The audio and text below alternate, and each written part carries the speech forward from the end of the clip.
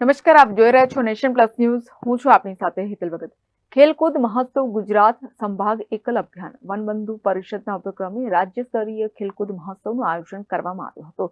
વડોદરા શહેર police commissioner Narasimha કોમરના વરાદ હસ્તે ખેલકૂદ મહોત્સવનું ઉદ્ઘાટન કરવામાં આવ્યું હતું. એકલ અભિયાન અને વનબંધુ પરિષદ ગુજરાત સંભાગ દ્વારા તેમના વિવિધ અંચલો જેવા કે ડાંગ, તાપી, નર્મદા, છોટાઉદેપુર, દાહોદ, પંચમહાલ, હિંમતનગર, ભરૂચ અને મહીસાગરના વનવાસી બાળકો માટે રાજ્ય સ્તરીય ખેલકૂદ મહોત્સવનું આયોજન કરવામાં આવ્યું છે, જેનું ઉદ્ઘાટન વડોદરા શહેર પોલીસ કમિશનર નરસિંહા કોમરના વરાદ હસ્તે કરવામાં આવ્યું હતું. 9 અંચલોમાંથી 242 બાળકો અને બાળાઓએ 100, 200, 400 મીટર દોડ, યોગ, કબડ્ડી, ઊંચી કૂદ, લાંબી કૂદ જેવી સ્પર્ધામાં ભાગ લીધો છે. માંજલપુર સ્પોર્ટ્સ કોમ્પ્લેક્સ ખાતે વિવિધ અંચલોના ખેલાડીઓ દ્વારા પરેડ કરવામાં આવી હતી. ભારત માતાની વંદના તેમજ ગાયત્રી મંત્ર બાદ દીપ પ્રજ્વલિત કરવામાં આવ્યો હતો. ખેલકૂદ મહોત્સવમાં ઉપસ્થિત અતિથિ વિશેષો દ્વારા ખેલાડીઓને શુભકામના પાઠવવામાં આવી હતી. વડોદરા શહેર પોલીસ કમિશનર નરસિંહા કોમર દ્વારા ખેલાડીઓની ભાવના સાથે રાષ્ટ્રના ઉત્થાનમાં પોતાનું યોગદાન આપવામાં આહવાન કરવામાં આવ્યું હતું. આજે વનબંધુ પરિષદ દ્વારા આયોજિત એકલ અભિયાન ખેલ મહોત્સવ 2024નું ઉદ્ઘાટન થયું છે. સમગ્ર રાજ્યના જુદા જુદા ટ્રાઇબલ ડિસ્ટ્રિક્ટોમાંથી આવેલા ખેલાડીઓ આ પ્રતિયોગિતામાં પાર્ટિસિપેટ કરી રહ્યા છે. વનબંધુ પરિષદ કેટલાક વર્ષોથી આદિવાસી વિકાસ માટે કામ કરી રહ્યું છે, તો એમના શિક્ષણ અને બેસિક કમ્યુનિટીઝ પૂરા પાડવામાં અને સાથે સાથે આ પ્રકારની એક સ્પોર્ટિંગ ઓપોર્ચ્યુનિટી આદિવાસી બાળકોને ઉપલબ્ધ કરીને એક કોમ્પિટિટિવ એન્વાયરમેન્ટ ઊભા કરવાની પણ પ્રક્રિયા અને પ્રયાસ એમના તરફથી ચાલુ છે.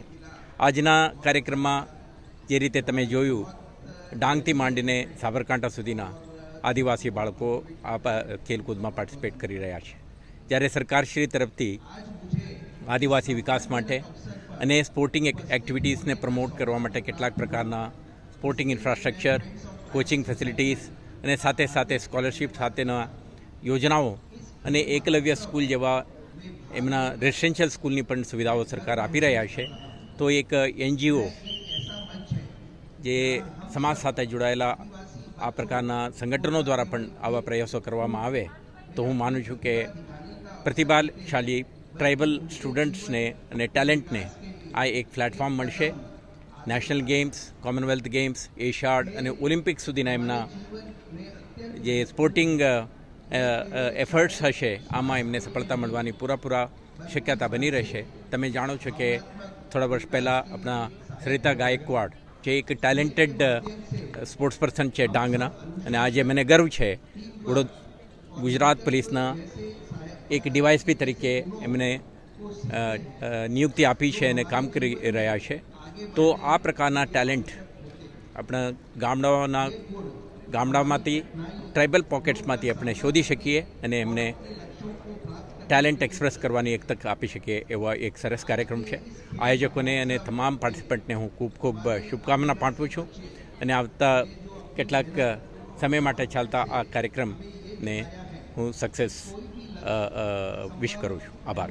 વડોદરા વિભાગના અધ્યક્ષ ત્રિભુવન દાસ કાબરાએ જણાવ્યું હતું કે સમગ્ર દેશમાં 1 લાખથી વધુ એકલ વિદ્યાકાયો વનવાસી વિસ્તારમાં કાર્યરત છે, જેમાંથી ગુજરાતમાં 2300 અને વડોદરા વિભાગના 1207 વિદ્યાકાયા ચાલી રહ્યા છે. જેમાંથી ગુજરાતમાં 2300 અને વડોદરા વિભાગમાં 1207 વિદ્યાકાયો ચાલી રહ્યા છે. શિક્ષણની સાથે ગ્રામ વિકાસ, સ્વચ્છતા, આરોગ્ય અને જૈવિક ખેતી જેવા કામો કરી રહ્યા છે. આ કાર્યક્રમમાં અતિથિ વિશેષ તરીકે વડોદરા શહેર પોલીસ કમિશનર નરસિંહા કોમર, શકુન પોલીમરના ચેરમેન રાકેશ બંસલ તેમજ વનબંધુ પરિષદના રાષ્ટ્રીય સંરક્ષક પદ્મશ્રી બાપુજી રામેશ્વર લાલજી કાબરા, વનબંધુ પરિષદના પ્રેસિડેન્ટ ત્રિભુવનસિંહ કાબરા, વનબંધુ પરિષદના વાઇસ પ્રેસિડેન્ટ નરેન્દ્ર કાબરા, વનબંધુ પરિષદના વાઇસ પ્રેસિડેન્ટ લક્ષ્મીચંદ વાઘેલા, વનબંધુના સેક્રેટરી પિયુષ પટેલ તથા સંગઠન મંત્રી કેતન પટેલ વિશેષ ઉપસ્થિત રહ્યા હતા. वनवासी कल परिषद, FTS, एकल विद्यालय आज गुजरात का खोल महोत्सव का प्रोग्राम है और इस प्रोग्राम में गुजरात के 9 अंचलों से बच्चे आए और इसके अंदर 50 metre, 100 metre, 150 metre, 200 metre, 300 metre, 400 metre और 600 मीटर की दौड़ होगी, कबड्डी होगी और अन्य तरह के खेल कूद होंगे। खेल की भावना से ये बच्चे 9-10 फरवरी को भुवनेश्वर में नेशनल प्रोग्राम में ये लोग भाग लेंगे। उसमें से गुजरात के 36 बच्चे भुवनेश्वर जाएंगे और हमें आशा है कि भारत के जो भी खेलकूद के कार्यक्रम होते हैं उसमें ये बच्चे भाग लेंगे और एशिया में भी ये लोग बच्चे भाग ले सकते हैं, ओलंपिक में भी भाग ले सकते हैं। आज के पहले 2 गोल्ड मेडलिस्ट हमारे आदिवासी बच्चे आ चुके हैं। हमें इन्हें खूब प्रैक्टिस कराना पड़ेगा, इनके लिए मेहनत भी करना पड़ेगा और मेहनत के बाद इनके अंदर इस तरह की योग्यता पैदा हो कि ये ओलंपिक के अंदर प्रतियोगिता में भाग ले सकते हैं। इन गरीब बच्चों का कोई सहारा नहीं है, न इनके माँ बाप के पास इतना पैसा होता है, तो हम एकल विद्यालय के द्वारा ये पैसा इकट्ठा करते हैं। पूरे भारत में 1 लाख से भी ज़्यादा एकल विद्यालय है, इसका भाग पूरे विश्व के अंदर है और हमारा सबसे बड़ा NGO अमेरिका के अंदर है, वो भी भारत को काफ़ी सहयोग करता है। जय श्री राम।